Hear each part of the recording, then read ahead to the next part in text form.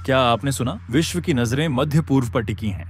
एक ऐसी जंग जो पूरी दुनिया को हिला सकती है। डोनाल्ड ट्रंप ने दावा किया कि ईरान और इजराइल के बीच युद्ध विराम हो गया है, लेकिन रुकिए, ईरान ने साफ मना कर दिया। और हाँ, दोनों तरफ से मिसाइलें अभी भी दनादन चल रही हैं। क्या यह सिर्फ एक डिप्लोमेटिक ड्रामा है या फिर तीसरे विश्व युद्ध की शुरुआत? इस वीडियो में हम इस जटिल कहानी को खोलेंगे, तथ्यों को सामने लाएंगे और बताएंगे कि यह युद्ध क्यों मायने रखता है।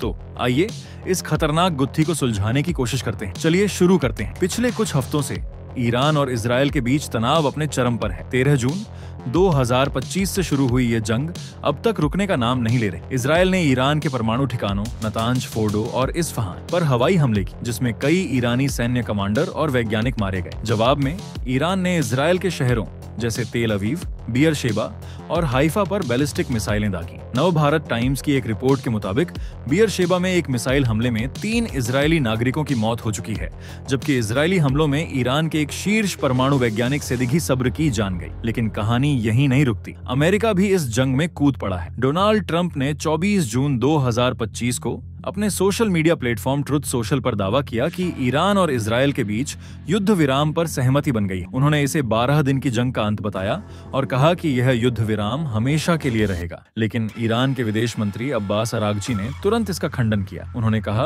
कोई औपचारिक युद्ध विराम नहीं हुआ है।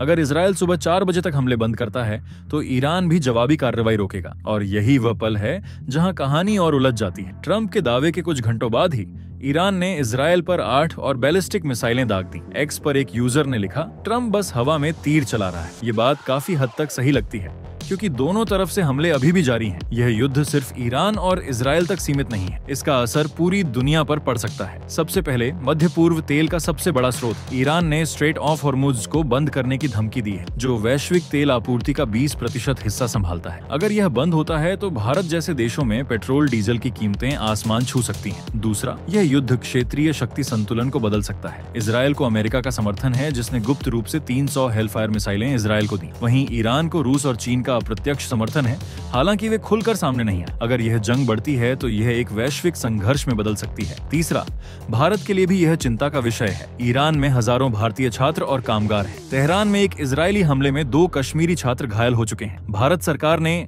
ऑपरेशन सिंधु शुरू किया है ताकि अपने नागरिकों को सुरक्षित निकाला जा सके। डोनाल्ड ट्रंप इस पूरे मामले में एक पहेली बने हुए हैं। एक तरफ वे युद्ध विराम की बात कर रहे हैं, दूसरी तरफ उन्होंने ईरान के परमाणु ठिकानों पर हमले का समर्थन किया। 21 जून को अमेरिका ने ईरान के 3 परमाणु ठिकानों पर B-2 स्टील्थ बॉम्बर्स और टॉमहॉक मिसाइलों से हमला किया। ट्रंप ने इसे शक्ति का प्रदर्शन बताया, लेकिन साथ ही कहा कि वे शांति चाहते हैं। मेरी राय में ट्रंप का यह दोहरा रवैया भ्रम पैदा कर रहा है। वे एक तरफ डिप्लोमेसी की बात करते हैं, दूसरी तरफ इजराइल को हथियार सप्लाई कर रहे हैं। एक्स पर एक पोस्ट में यूजर ने लिखा, ट्रंप का सीज फायर दावा झूठा साबित हुआ क्योंकि ईरान ने फिर मिसाइलें दागी। ये दिखाता है कि लोग ट्रंप के दावों पर भरोसा नहीं कर रहे। अब सवाल ये है कि इस जंग का अंत कैसे होगा? 3 संभावनाएं हैं। पहला, अगर युद्ध विराम लागू होता है तो मध्य पूर्व में तनाव कम हो सकता है, लेकिन इसके लिए दोनों पक्षों को हमले रोकने होंगे, जो अभी मुश्किल लग रहा है। दूसरा, अगर यह जंग बढ़ती है तो अमेरिका, रूस और चीन जैसे देश सीधे तौर पर शामिल हो सकते हैं। ये तीसरे विश्व युद्ध की शुरुआत हो सकती है। तीसरा, कतर जैसे तटस्थ देश मध्यस्थता कर सकते हैं,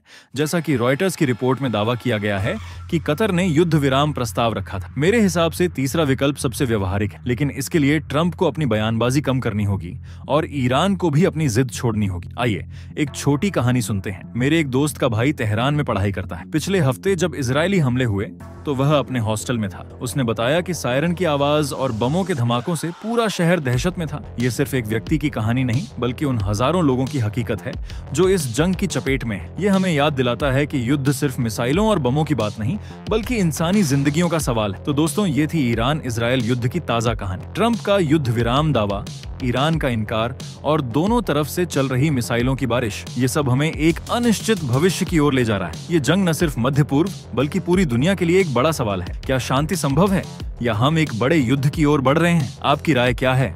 कमेंट में जरूर बताएं। अगर आपको यह वीडियो पसंद आया तो लाइक करें, शेयर करें और हमारे चैनल को सब्सक्राइब करना ना भूलें।